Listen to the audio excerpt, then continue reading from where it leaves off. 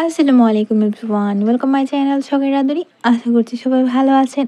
আজকের আমার রেসিপি মহিষের মগজ ভুনা। সেম প্রসেসিংয়ে গরু ছাগলের মগজটাও ভুনা করতে পারবেন, খেতে কিন্তু অনেক মজা। আর রুটি কিংবা ভাতের সাথে খেতে পারফেক্ট।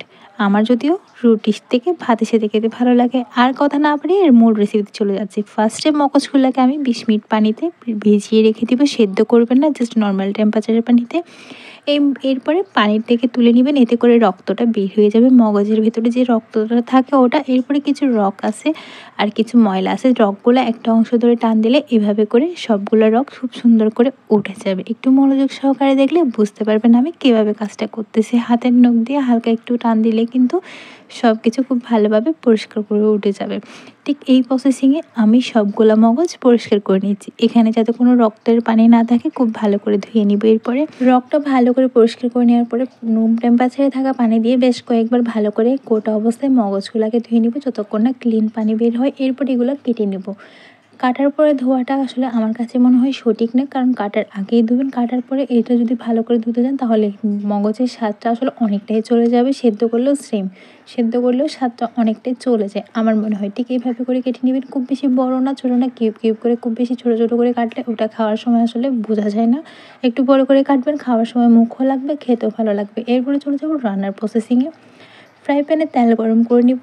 রং, এলাচ, দারচিনি, কালো গোলমরিচ, তেজপাতা দিয়ে খুব ভালো করে এটাকে ভেজে নেব। এরপরে দিয়ে দিব পেঁয়াজ কুচি আর টমেটো কুচি। পেঁয়াজ কুচি আর টমেটো কুচিটা একটু কালার আসবে, আমি সামান্য একটু লবণ দিয়ে দেবো যাতে ফার্স্টভাবে নরম হয়ে যায়। এরপরে একটু ধনিয়া পাতা। প্রশ্ন করতে পারেন এই পর্যায়ে ধনিয়া পাতা কেন? ধনিয়া পাতা দিলে আসলে ফ্লেভারটা অনেক ভালো লাগে, পুরো রান্না জুড়ে থাকে। আপনারা একবার ট্রাই করে দেখবেন। একটু পেঁয়াজ টমেটো কালার আসলে তখন দিয়ে দিলাম আদা, রসুন আর কাঁচামরিচ। আদা রসুনটা দিয়ে ভালো করে একটু ভেজে নেওয়ার পরে আমি এখানে একটু গরম পানি দিয়ে দিব। গরম পানি দিয়ে একটু ভালো করে নাড়াচাড়া করার পর আমি এখানে দিয়ে দিব মরিচ গুঁড়া, ধনিয়া গুঁড়া, জিরা গুঁড়া আর হলুদ গুঁড়া। পরিমাণ মতো দিয়েছি, খুব বেশি না। আর এই এই মগজ ভুনাটা ঝাল ভালো লাগে, বাট আমার বাসায় ছোটো বাচ্চা আছে, বাচ্চারা খাবে, সেই জন্য আমি ঝালটা কমিয়ে দিয়েছি। আপনারা চাইলে ঝালটা বাড়িয়ে দেবেন। রান্নার ক্ষেত্রে আসলে ফ্যামিলি মেম্বাররা কে কেমন খায় সেটা অবশ্যই মনে রেখেই রান্না করতে হয়। এরপরে গরম পানি দিয়ে খুব ভালো করে আমি মশলাটা কষিয়ে নিব, যাতে মশলার গায়ে থেকে তেলটা উঠে আসে। আমি এখানে 5 মিনিট কষানোর পরে আমি এখানে দিয়ে দিয়েছিলাম গরম পানি। গরম পানিটা বলক আসার জন্য ওয়েট করবো। রান্নাটা অবশ্যই মিডিয়াম টু লো ফ্লেমেই করবেন।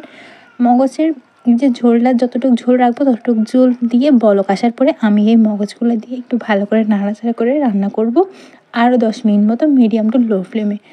এই মগজটার আসলে সেদ্ধ হতে খুব বেশি সময় লাগে না, তবে একটু ভুনা ভুনা করব, এর জন্য আমি অনেকক্ষণ ধরে একদম লো ফ্লেমে রেখে রান্নাটা করতেছিলাম। এরপর আমি এখানে দিয়ে দিয়েছিলাম লবণ, যে যার স্বাদ অনুযায়ী দিয়ে দিব। এরপর দিয়ে দিয়েছিলাম এখানে আমি একটু চিনি, এতে করে স্বাদটা অ্যাডজাস্ট হয়।